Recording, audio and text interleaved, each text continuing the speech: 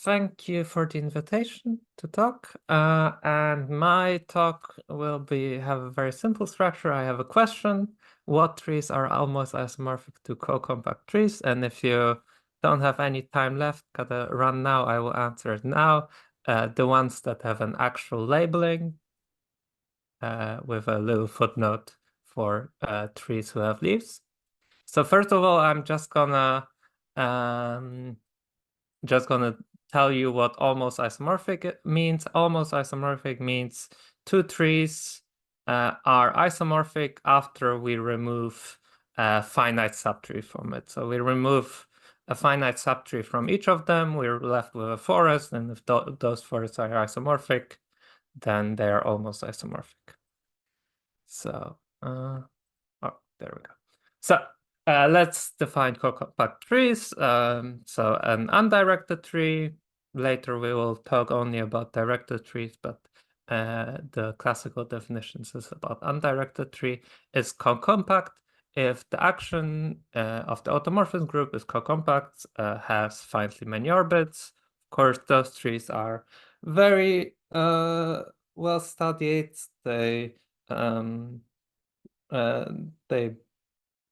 It's of course very beneficial to have them when you're trying to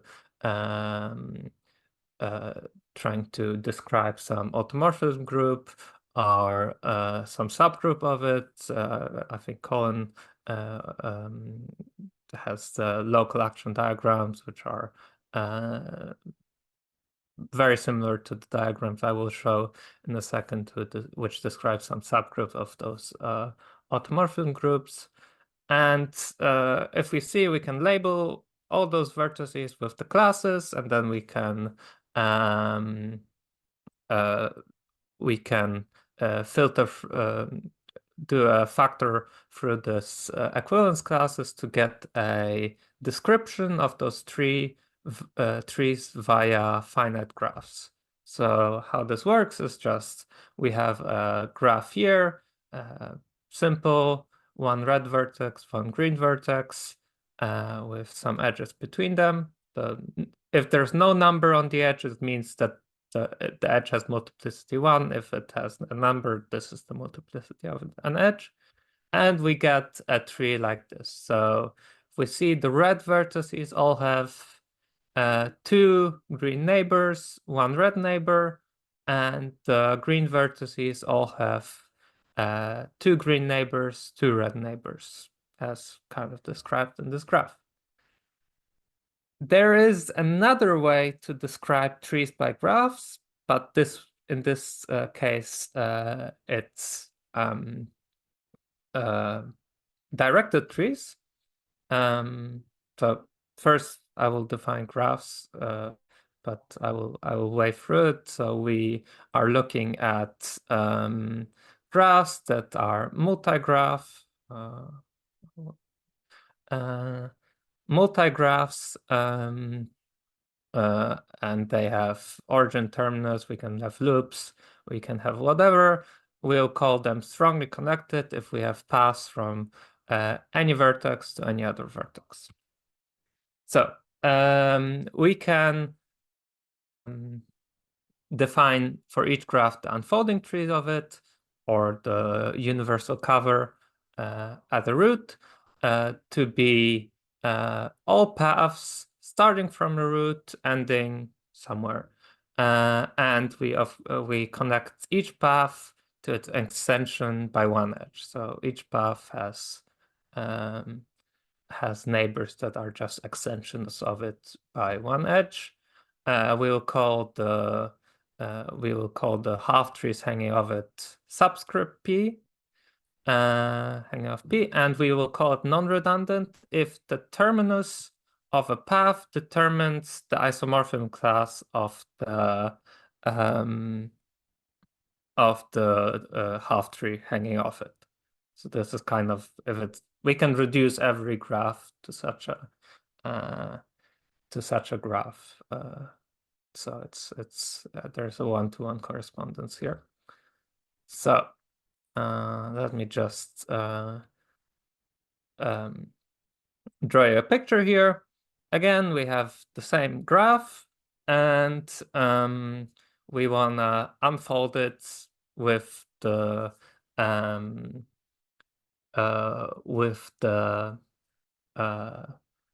root being the red edge. So we see that every red edge has outgoing neighborhood 2 green, 1 red, and every green vertex has outgoing neighborhood 2 red, 2 green. And the problem here is that if we lose the direction, kind of forget the arrows, we don't get the same graph that we did before. So we don't get this graph if we lose the edges. This graph is kind of too dense. It has too many neighbors. So I asked myself first, how can we kind of get the graph that describes this tree as an unfolding tree. So if we have this graph that describes this tree as like a Cocompact tree, can we get another graph that describes it as an unfolding tree? And the point of this was we can, with unfolding tree, we can handle almost structures pretty well. I did that before, kind of classifying them up to almost isomorphism. But with co-compact trees, it's a bit more difficult because we don't have this direction and we don't have the root, so we don't really know where to start. And it's a bit nicer with unfolding tree because we get extra structure. So this transformation of the graph, it works as follows. So we take this graph with 2 edges, red and green, and we create 2 vertices. Sorry, 2 vertices, red and green, and we create the 4 vertices with kind of a double coloring. So we have a. Can you see my cursor? Okay, we have a red red, red green, green red, green green. So we have kind of what I call the previous labeling and the actual labeling.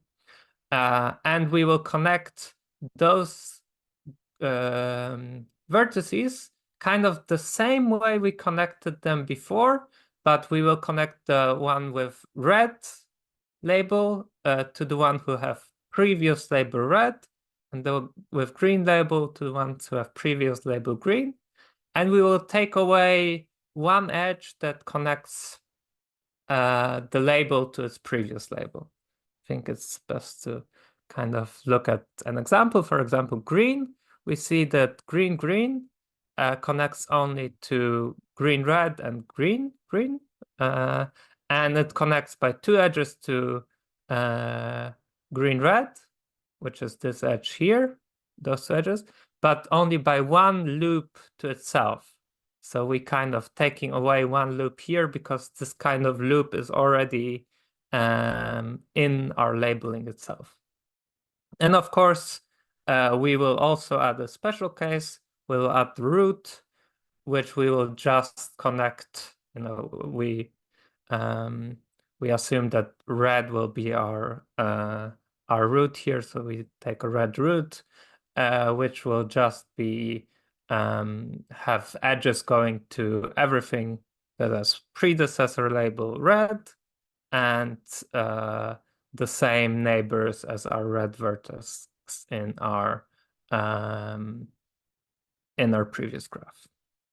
All right, so I've got this construction, and then I'm thinking to myself, okay, we can show, this way every co-compact tree is an unfolding tree, but what about the converse? Well, the converse, of course, isn't true. Not every unfolding tree is co-compact, but can we say which unfolding tree is co-compact? And I was thinking, okay, if we have such a label, then we should be co-compact. So let's just get some properties of this label that kind of determines it, and maybe we can figure out that if we have that label, we are co-compact, and then also an only if as well. So we have a double labeling, a previous label, and the label. And we have kind of multi-sets of labels for each label that will describe the neighborhood. So first of all, the property we see is that if the label has if some vertex has a previous label, a certain previous label, then all its predecessor have that label. So, for example, this has or this vertex has previous label green, and all the predecessors of this vertex also have label green. So kind of all the predecessors have the same label. And the second is that every the label of the outgoing neighbors of this is the actual label, sorry. The labeling of the outgoing neighbors of every vertex will be determined by the multisets of its label without its previous label. So if we go back, right, our multisets, for example, for green will be determined here. We will have two greens, two reds, and the neighborhood of this vertex, the green vertex, will be one green, two red, because the previous label of it, it's as well green. All right, and a last condition, which is just a technicality, we have to assume that the previous labeling is also in the multiset. This labeling we will call pre-actual. So we will then define the actual labeling, which the actual labeling will be just achieved by expanding this labeling to the root as well. But the root doesn't have a previous label; it has just an actual, a normal label, and its label. The labeling of its neighborhood is just determined by the multisets of its label. All right. So it's pretty easy to show that if a graph has actual labeling, that the unfolding tree is cocompact. The converse implication is more challenging. It's a bit annoying. It seems like an easier proof that it actually is. So let's kind of let's translate our notion of cocompactness into directed trees, because this will be what we are working with. So we will define the superscript P to be the tree centered on the path of the vertex P in our tree. So instead of having the root be the root, we have the path P be the root. We changed the orientation, and we will, because we assume our tree is cocompact, we will always only have finitely many isomorphism classes of T, G, R superscript P. So we will label each vertex with the isomorphism classes of the trees centered on the path that ends at V. So we have a certain set, but this set will always be finite. Actually, it will only contain one element, and like the fact that we don't know a priori that this will only be one element is kind of a major annoyance during our proofs, because we have to do certain proofs assuming that that this might be multiple elements, and then it turns out it's just one. Uh, the key trick, the key lemma here, to show that if this labeling is an actual labeling, is kind of a lemma that allows us to swap the ends of the paths. So it just says that we have a rooted graph such that GR is strongly connected, and G is strongly connected outside of R, so the root is not, we can't go back to the root, but we can go between any two vertices that are not the root. So if we have a path going to some place, and we extend it by an edge, we can get another path that we extend by another edge, such that those trees are isomorphic. And the key here is kind of, if we have a path, we can always assume it ends with any edge we like. So if we want it to end with some edge, we can assume it's ending with some edge. So this allows us to easily show the first property away from the root. At the root, it's a bit more difficult because the edges do not end in the root. And we will define LP of V to be the unique label of the predecessor, because we can show that the labels of predecessors are all the same. So I don't think I wanted to draw the proof visually, but I think I'll skip that because I have 5 minutes. So I will move on to the second property. The second property is a bit more straightforward to prove. We just define all the multisets, based on for each vertex to be all the labels of the outgoing neighbors. And we obviously do a multiplicity here. So if V has two W's that have label, I don't know, red, then we have two reds in this set.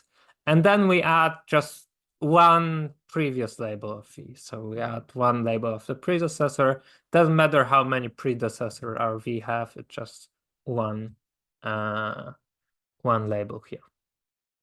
And we want to show that if the label of V is equal to the label of W, then the multisets are also equal, and then we can just define the multisets of each label to be the multisets of any vertex.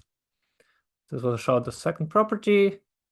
Again, I won't get into details with the proof. It's kind of a counting proof. So we assume that we are non-redundant.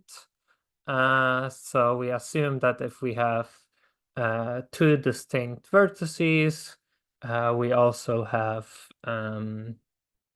distinct half-trees, and therefore we can kind of assume that we have a situation going on like this, and therefore the kind of the half-tree that goes against the direction, so kind of going upwards, is isomorphic to the half-tree going downwards according to another edge of V. Right. So, but I will. I won't show any more details of this. So this proof shows that the second property is true. Of course, the third property will also be true, but just the definition. And it also shows that if we have two different vertices in a non-redundant graph that have the same label, then this label has to have cardinality 1. So, and if we go back to our first lemma, to the first condition, we see that all the predecessors of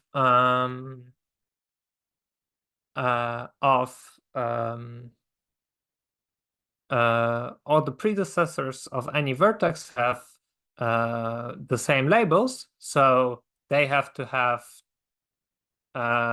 label of size 1 if there are more than 2 of them, and kind of it will all propagate down to show that the whole graph has labels of size 1. The problem is if we kind of have a circular graph, so a graph where every vertex has only one predecessor, and in this case we kind of have to do a separate case that we have to look at those graphs, and it's still turns out fine, but we have to do a separate proof, which I won't get into here. So now the problem here is oh yeah, and the cardinality 1, sorry, the fact that we have labels of cardinality 1 allows us to deal with the root in much the same way we've dealt with the vertices away from the root, showing the second property, the first property at the root, so that even if a vertex has the root as the predecessor, the root will also have the same label as any other predecessor, and it will allows us to show the last property that the label of the outgoing neighborhood of the root is just the multiset of the label. All right, and yeah, and now we've done all of this, but we've shown that if a graph has Cocompact unfolding tree and is strongly connected, non-redundant, away from the root, then we have to have an actual labeling. Now we want to generalize a bit, so we can use results from Colin's paper, which he pointed out to me very helpfully, that showing that if we have a non-redundant graph with Cocompact unfolding tree, it must be strongly connected away from the root. This takes care of the strong connectivity condition.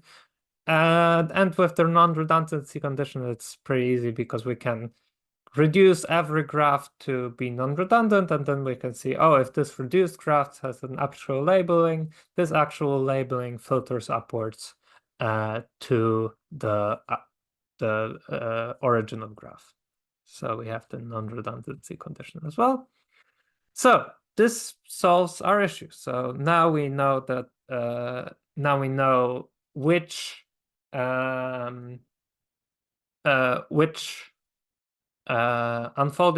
which graphs unfold into a Cocompact tree, and now we can use results that I've had earlier to show which unfolding trees are almost isomorphic to a Cocompact tree, because we can handle almost isomorphism very easily in unfolding trees. This is a simple algorithm. We remove the root from the graph. We check whether the resulting graph has an pre-actual labeling. This can be done with an easy algorithm. Then we find all the roots such that the labeling can be extended to this root. So we kind of find all the vertices that form a outgoing neighbor for a potential root with an actual labeling, and then check for each of the roots whether the sum of their neighbors is equal to the sum of the neighbors of the original groups in the graph monoid. I'm not going to explain the graph monoid right now, but it's a monoid, a commutative monoid connected to the graph. And if we find such a root, then this graph is isomorphic, almost isomorphic to a Cocompact tree, and if not, then not. So yeah, thank you very much. Those are my two references. Thank you very much for listening, and sorry for going over time. Thank you, Roman. Does anyone have any questions?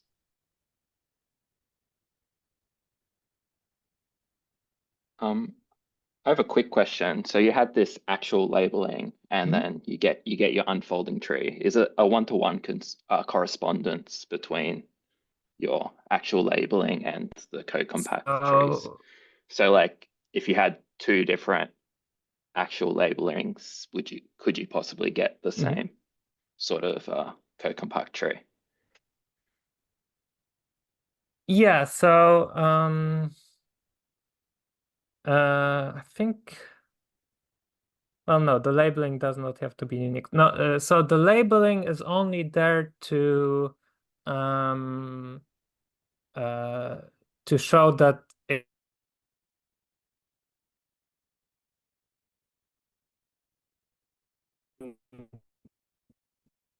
I think you've just cut out. the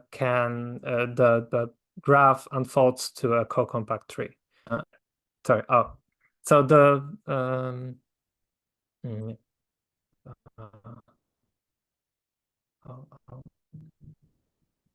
turn off video. Sorry, yeah. So the labeling is just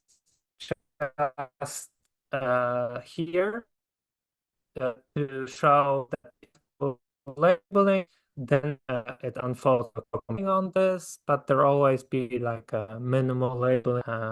It doesn't affect the yeah. It seems like the unfolding tree, except for like a labeling on. Your screen is also seems to have frozen.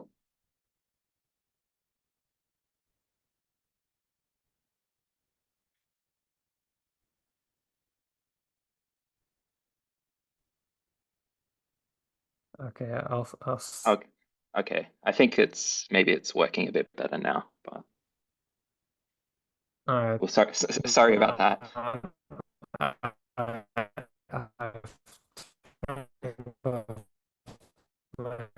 camera turned off my screen. Yeah, I think. Well, we'll thank you again. Determines whether the unfolding tree is co-compact. If anyone has more questions for Roman, then you can type them to Roman in the chat. It's a little unfortunate that it cut out during the question time.